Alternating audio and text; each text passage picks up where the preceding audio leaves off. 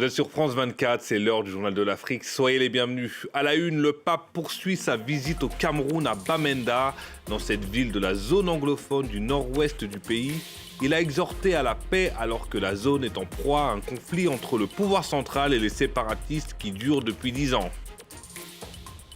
L'opposant et ex-premier ministre Alain-Claude Bilibinze a été arrêté mercredi par les agents de la Direction générale des recherches. Selon son parti, il est mis en cause pour une affaire de créances non payées en 2008. La correspondance à Libreville dans cette édition. Enfin, on va parler de la guerre au Soudan qui entre dans sa 4e année. Réunie mercredi à Berlin, la communauté internationale a promis de lever 1,5 milliard d'euros d'aide humanitaire. L'ONG Plan International veut aller plus loin et demande la protection des filles et des femmes face à l'explosion des violences basées sur le genre. Pour en parler ce soir avec nous, Clémence Laguarda, responsable des programmes humanitaires de l'ONG. Je le disais en titre, après Yaoundé, mercredi, le pape Léon XIV est arrivé ce jeudi à Bamenda, ville de la zone anglophone, en proie à un conflit entre le pouvoir central et les séparatistes qui dure depuis 10 ans. Devant des dizaines de milliers de fidèles, il a appelé à la paix et a fustigé une spirale de déstabilisation et de mort. La correspondance de Marcel Amoko à Yaoundé. Léon XIV apprenait la paix et la réconciliation à Bamenda, une ville gagnée par la ferveur de sa visite, dans une région meurtrie par près de 10 ans d'un conflit meurtrier entre l'armée camerounaise et les séparatistes anglophones. Devant des dizaines de milliers de fidèles venus des 4 coins de la région du Nord-Ouest, il a délivré un message d'espoir. « Je suis porteur de paix », avait-il déjà déclaré en mi-journée lors de la conférence œcuménique sur la paix qu'il a présidée à la cathédrale de la ville, avant d'ajouter qu'il est venu pour apporter du réconfort aux populations meurtries, des populations qu'il a exhortées à œuvrer sans relâche pour la recherche de cette paix. Regardons-nous dans les yeux, assumons nos différences, mais ne cessons jamais de rechercher la paix, a lancé le souverain pontife. Un message reçu 5 sur 5 par ses fidèles. Nous pensons que quelque chose d'important s'est produit aujourd'hui et cela va promouvoir cette paix pour laquelle nous avons prié depuis si longtemps. Je suis si heureuse qu'il soit venu à ce moment précis à Bamenda. Ma plus grande attente est que nous retrouvions la paix que nous attendons depuis longtemps. Le pape Léon XIV répondait ainsi à Monseigneur Andrew Nkeya, l'archevêque de Bamenda et président de la conférence épiscopale du Cameroun, l'un des orateurs de ces rencontres, et qui a déclaré que le souverain pontife ne pouvait pas arriver à Bamenda à un meilleur moment car les populations sont épuisées par 10 années de crise et ont soif de paix. Des populations du Nord-Ouest qui sont sorties en masse pour accueillir le pape Léon XIV. Les principaux carrefours de la ville étaient noirs de monde dès les premières heures de la journée. C'est une foule immense qui s'était massée tout au long des 19 km qui séparent le centre-ville de Bamenda à l'aéroport de Bafut. Des populations enthousiastes de tous âges, jeunes, vieux, hommes, femmes et enfants, dont certains brandissaient ce qui est considéré ici comme l'arbre de la paix, ont acclamé le souverain pontife tout au long du trajet. Autre titre de ce journal, l'arrestation mercredi de l'opposant gabonais Bilibinze. Selon son parti, l'ancien Premier ministre a été appréhendé à la sortie de son domicile par des agents de la Direction générale des recherches. Il lui serait reproché une créance non payée de l'État gabonais datant de 2008, alors qu'il était ministre délégué au transport. On fait le point avec notre correspondant à Libreville, Ismaël Obiangze. L'arrestation a eu lieu hier en fin de journée devant son domicile au nord de Libreville. Selon sa formation politique, Alain-Claude Bilibinze a été interpellé par les agents de la Direction générale des recherches. Motif officiel, une affaire qui remonte à 2008. À l'époque, Bilibinze était président du comité d'organisation de la fête des cultures et l'État n'aurait pas honoré une créance liée à cet événement. 18 ans plus tard, une tierce personne réclame le paiement de 5 millions de francs CFA visant l'ancien Premier ministre à titre personnel. Son parti rétorque qu'il agissait dans le cadre institutionnel. Dans un communiqué, Ensemble pour le Gabon dénonce des conditions d'arrestation arbitraires, brutales et contraires à l'état de droit. Le parti appelle les autorités à la responsabilité et à un cadre démocratique apaisé. Il envisage des actions nationales et internationales pour obtenir justice. Depuis l'amorce de la transition née du coup d'État d'août 2023, Alain-Claude Bilibinze s'est positionné comme l'une des voix les plus critiques du nouveau régime. les autorités n'ont pas encore réagi à son interpellation. En bref, on a appris l'arrestation de l'activiste franco-béninois Kémy Séba à la tête de l'ONG Urgence panafricaniste. Il a été arrêté lundi en Afrique du Sud en compagnie de son fils et d'une troisième personne. La police sud-africaine précise que Kémy Séba souhaitait passer illégalement par le Zimbabwe avant de se rendre en Europe. Kémy Séba est visé par un mandat d'arrêt au Bénin qui l'accuse d'avoir soutenu la tentative de coup d'État de décembre 2025. Placés en détention provisoire, les 3 hommes doivent comparaître lundi 20 avril. En Éthiopie, un journaliste du média en ligne indépendant Addis Standard a été kidnappé à son domicile, nous apprend le média. Il a été enlevé en plein jour par des hommes masqués sur son lieu de travail. Un événement qui intervient dans un contexte de répression visant les médias indépendants en Éthiopie à l'approche des élections générales prévues en juin. La correspondance de Tom Canetti à Addis. Les images de la vidéosurveillance montrent des hommes masqués en civil rentrer dans la rédaction et accompagner Million Beyene ce mercredi matin. Selon des témoins, ils leur auraient dit qu'ils avaient besoin de l'interroger, mais 24 heures après cet enlèvement, on ne sait toujours pas où il est.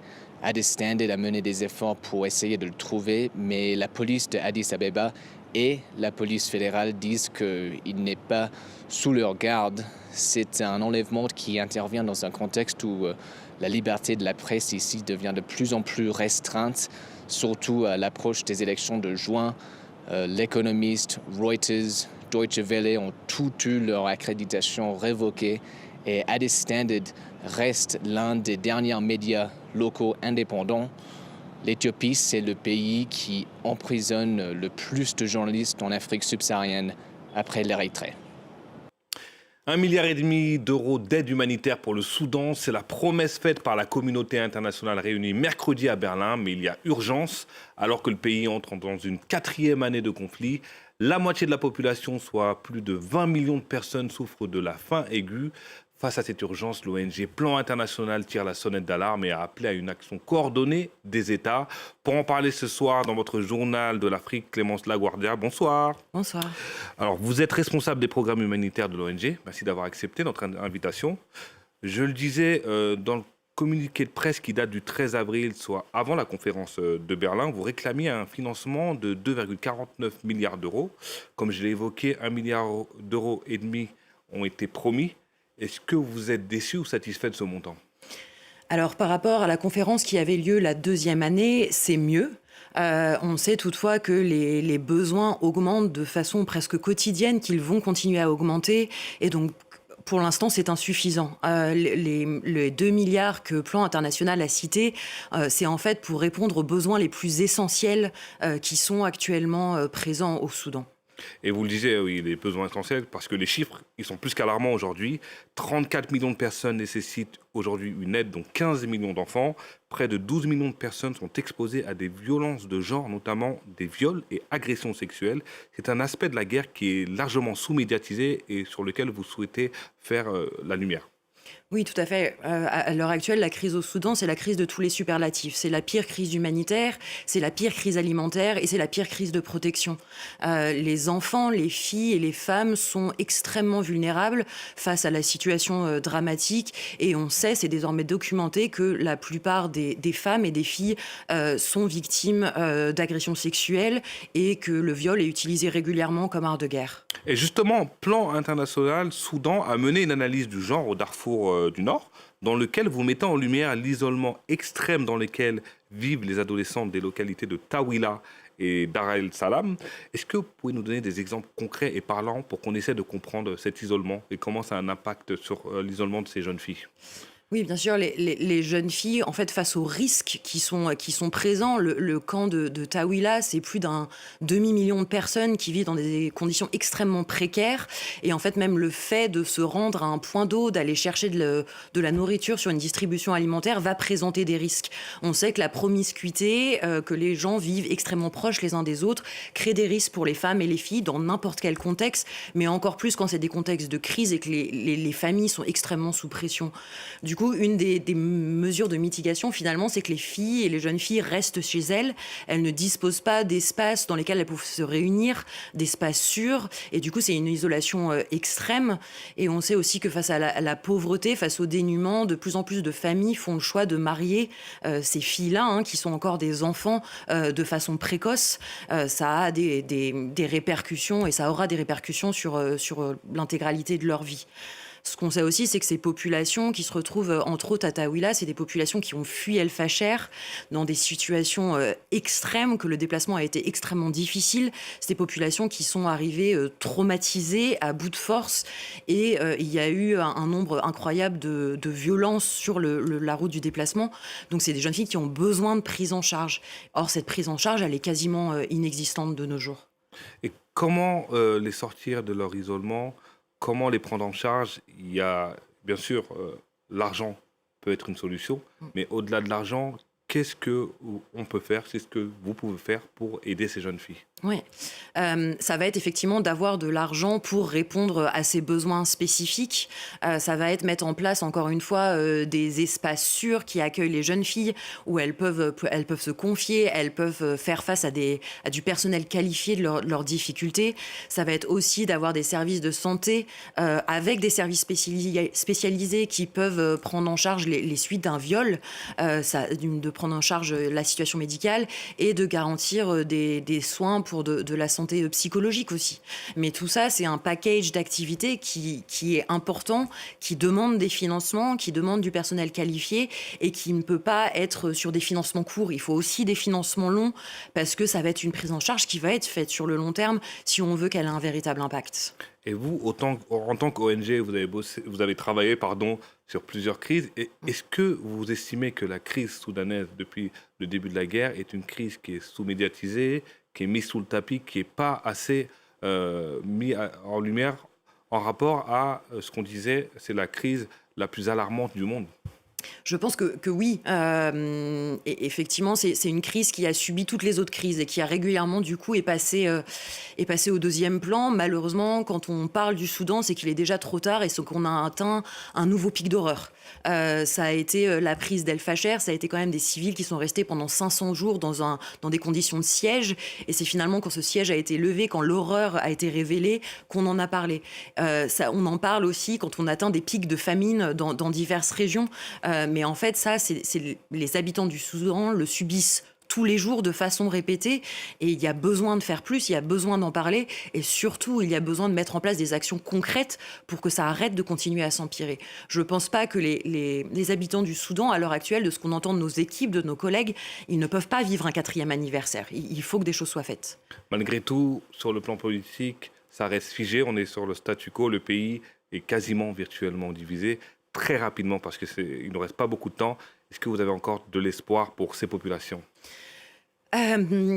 Oui, il faut continuer à avoir de l'espoir et les populations soudanaises ont encore de l'espoir. Elles ont été aussi en première ligne, elles ont répondu et elles continuent de répondre. Les organisations de femmes, les organisations de jeunes font un travail extraordinaire, mais elles ont besoin de voir ce soutien, elles ont besoin qu'on continue à parler de leurs actions et qu'on les soutienne encore une fois de façon financière, mais qu'on mette en place des actions concrètes, qu'il y ait un cessez-le-feu, que les acteurs humanitaires puissent intervenir et puissent faire leur travail pour soutenir les populations.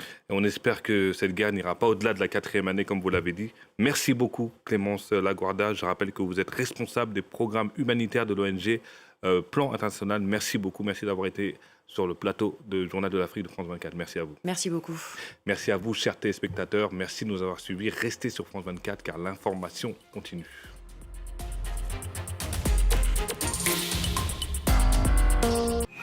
Bienvenue à vous toutes et à vous tous. Avec Judith, des personnalités reviennent sur leur destin, ce moment où leur vie a basculé. Je n'avais pas vocation à devenir le candidat des Verts à chaque élection qui se présentait. J'ai jamais eu ce fantasme, ce rêve de passer derrière la caméra. Le mouvement MeToo, la libération de la parole, est un mouvement extraordinaire. Et c'est une révolution culturelle. Évidemment. On a racheté des millions de masques. Mais la prochaine crise, ça sera peut-être pas un virus respiratoire.